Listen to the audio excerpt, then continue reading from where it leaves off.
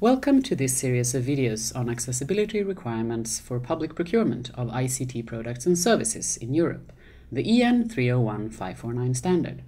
This is the 7th video. It's sponsored by Microsoft and produced by Funka. My name is Susanna Lorin. I'm an accessibility expert with a long experience in standardization. In this video, we are going to take a closer look into video capabilities of ICT. This is the 7th chapter of the EN 301-549 standard. When we speak about accessible video, there are three words that might need some further explanation: captions, closed captions, and audio description. Captions means that what is heard but not seen in the video is presented as text, so that hard-of-hearing audience can grasp what is happening. Captions is a written version of the spoken dialogue in the video, but also other things that is heard, like someone tapping the door or footsteps in the corridor. Often, captioning does not cover every single word in the exact way it is being said, but rather the meaning in a slightly shorter form. The trick is to present the content as comprehensible as possible, without too many words, because then it risks becoming difficult to read in the limited time frame before the next line of text is shown. There is also a difference between spoken and written language. Good captioning is an art in itself. Captions can be open or closed. Open captions means that the captions are always showed, and technically it's not separable from the video.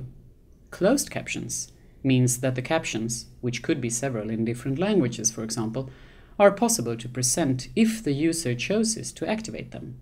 This is often provided by a button named CC for closed captioning. Audio description means that what is seen but not heard in the video is presented in an audio track, so that visually impaired users can understand what is happening on screen. The audio description should interfere as little as possible with the dialogue, and preferably happen during the natural pauses between the spoken audio. There are three subsections in this chapter. 7.1 is Caption Processing Technology. 7.2 is Audio Description Technology. And 7.3 covers user controls for captions and audio description. Now, let's see what the requirements say about this. The first subsection is Caption Processing Technology, 7.1.1, Captioning Playback.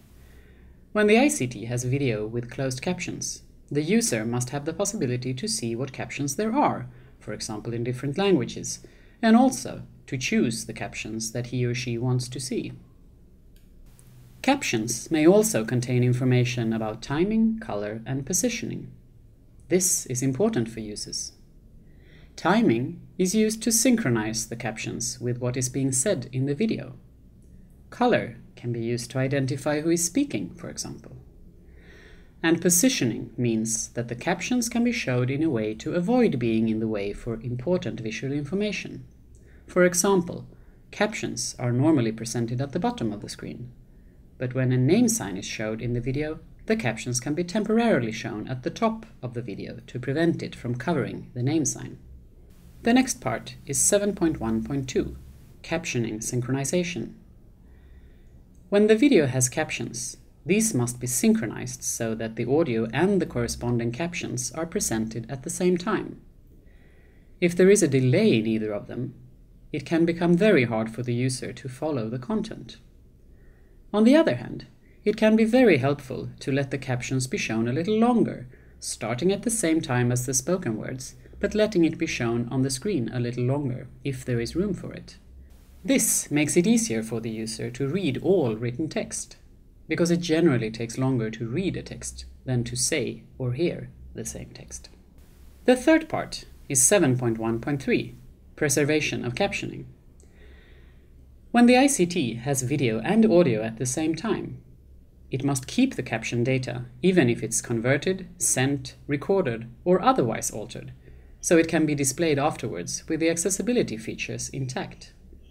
When it is showed, it must meet the requirements of 7.1.1 and 7.1.2. Design aspects of the text, such as screen positioning, color, fonts, or style, may mean different things in different regions and cultures. This is why you should avoid changing design if possible. 7.2. Audio Description Technology Functionality. The first part here, 7.2.1, has to do with audio description playback. This requirement says that the user must have the possibility to choose and play audio descriptions in the default audio channel if the ICT does not have a specific way of providing audio descriptions.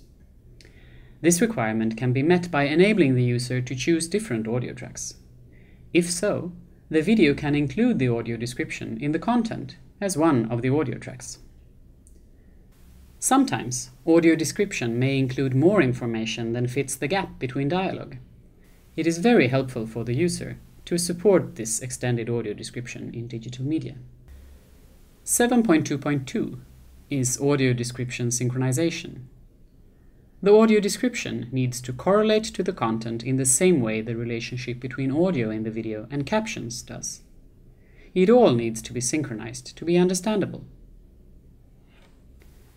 The third part of this subsection has to do with preservation of audio description.